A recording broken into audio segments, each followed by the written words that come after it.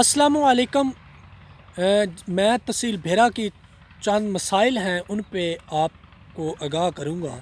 सबसे पहले तो तहसील भेरा शहर और मियानी शहर के जो बाज़ार हैं, क्योंकि बाज़ारों में स्कूल्स हैं गर्ल्स के और लड़कों के, तो जिसकी वजह से ट्रैफिक रिक्शों का बेजा बाज़ार में दाखिल होना और फिर बाज़ार के जो दुकानदार हैं उनका सामान दुकानों से बाहर रखना, फिर जो उनके आगे रेड़ियाँ उन्होंने रेड़ी बानों जो उन्होंने उनको खड़ा करके उनसे अलग किराया लेना, ये सबसे बड़ा जुल्म और ज़्यादती है। क्योंकि इतना रश होता है कि जब सुबह तो नहीं, छुट्टी के टाइम बच्चों और बच्चियों को मुश्किलात का सामना पेश आता है। जो बाहर से लोग चीज़ें ख़रीदने के लिए आते हैं उनके लिए काफ़ी मुश्किलात होती है, वो पैदल भी नहीं गुज़र सकते, इतना साइडों पर रश होता है कि वो गुज़र ही नहीं सकते। एक ये हुआ। सब उसके बाद जो मियानी की जो पानी का निकासी का मसला है वो बहुत गंभीर होता चला जा रहा है कि तकरीबन मियानी के जो सब महल्ले हैं सारे तकरीबन उनके पानी का निकासी का मसला बहुत ख़राब है। गलियां जो नालियाँ हैं वो सारा पानी गलियों में आ जाता है, नालियों की जो गंदगी है वो भी गली में आ जाती है। वहाँ से गुज़रना, वहाँ से यकीन मान ले गुज़रना, पैदल तो गुज़रना बिल्कुल ही मुश्किल है। मोटरसाइकिल पे तो गुज़रना जो मोटरसाइकिल पे है वो भी मुश्किल होता है, क्योंकि जो चिकड़ है उसकी छींटें, उनका कपड़े ख़राब होना जैसे मसाइल पेश आते हैं। तो इसके अलावा एक और मसाइल कि जो छांट है उसके बाद पुलिस चौकी बनी है। चलें माना कि एक अच्छा अमल है ये पुलिस चौकी। हमारा मुतालबा था कि ये मिड मोड़ परगना जो है वहाँ बनती, क्योंकि वहाँ हमारे पास ये तकरीबन 3 ज़िले बनते हैं, जैसे मंडी बहावलदीन, ज़िला सरगोदा और ज़िला जेलम। तो वहाँ पहले चौकी मौजूद थी लेकिन उसको ख़त्म कर दिया गया। चौकी तो वहाँ वैसे वहाँ ही होनी चाहिए बॉर्डर के पास, ताकि वहाँ से जो लोग उधर इस ज़िले में आते हैं वारदात करते हैं, लोगों की चीज़ें चुराते हैं और दूसरे ज़िले में दोबारा दाखिल हो जाते हैं। तो इस तरह के जो जुराइम को पेश रफ्त है उसको रोकने के लिए ये मिड परगना में चौकी होनी चाहिए थी। बहरहाल क्योंकि अब चौकी छांट में बन चुकी है तो मिड परगना में भी बन सकती है, लेकिन अगर कोई बनवाना चाहे तो, क्योंकि ये हमारे जो सियासतदान हैं ये ही इनका काम है कि ये इस तरह के इक़दाम उठाएं। तो मेरा मकसद चौकी का ये था कि जो छांट पुलिस चौकी बनी है वहाँ पर जो बैरियल हैं, बैरियल क्योंकि सड़क के बिल्कुल दरमियान में दो रखे हुए हैं, एक भी नहीं रखा हुआ, तो उन बैरियल का मतलब ही नहीं है कि सड़क के दरमियान होना।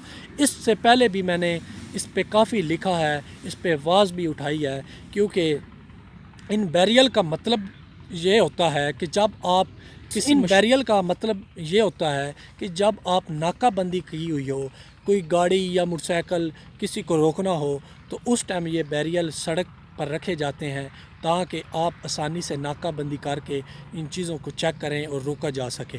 उसके बाद नाकाबंदी जब आप ख़त्म करते हैं तो ये बैरियल आप हटा देते हैं, साइडों पर रखते हैं। लेकिन क्योंकि ये पुलिस चौकी पहले बन रही थी, उसकी बिल्डिंग तकरीबन तैयार होने को है, तो इन बैरियल का वहाँ कोई मकसद नहीं है। तो पिछले दिनों यहाँ पर अब एक जो ट्रक है वो, क्योंकि बैरियल आप लोगों का गुज़र होता है तो आपने देखा होगा कि बड़े ही गंभीर तरीके से वो रखे गए हैं कि जब उस ट्रक ने वहाँ से गुज़रना था, वो जब गुज़र रहा था तो उससे कंट्रोल ही नहीं हुआ कि वो कट करता, तो वो जाकर एक दरख्त में लगा, जिसकी वजह से ट्रक को काफ़ी नुकसान हुआ, लेकिन जानी नुकसान से बचत होगी। तो इस तरह के वहाँ से काफ़ी ऑयल टैंकर, जिस तरह पेट्रोलियम मुंशियात यहाँ पर काफ़ी पेट्रोल पंप है तो वो देने आते हैं, तो वो क्योंकि बहुत बड़े साइज़ में होते हैं, तो खुदा न खास्ता इस तरह को कोई बड़ा हादसा पेश आए उससे पहले मेरी आला हकाम से और ख़ास तौर पर جو R P O D P O Sargodha ہے کہ اس بیریل کو سائڈوں پر رکھوا دیا جائے۔ اس کے بعد میں جو ہمارے اور مسائل ہیں ہماری تحصیل بھیرا کے تھانہ بھیرا اور تھانہ میانی میں جو ارد گرد چوریوں اور ڈکیٹیوں کی صورتحال ہے، وہ پہلی پوزیشن تو نہیں ہے لیکن کم بھی نہیں ہوئی۔ اس طرح کی معاملات ابھی بھی چل رہے ہیں، ڈکیٹی کے حوالے سے بھی چیزیں چل رہی ہیں اور چوری کے حوالے سے بھی۔ تو اس طرح کی جو صورتحال ہے امن امان کے حوالے سے ویسے تو کافی بہتر چیزیں ہیں، تو نجائز اسلحے کے حوالے سے اور منشیات کے حوالے سے بھی کافی چیزیں ہیں لوگوں کے پاس، خاص طور پر نوجوانوں کے پاس۔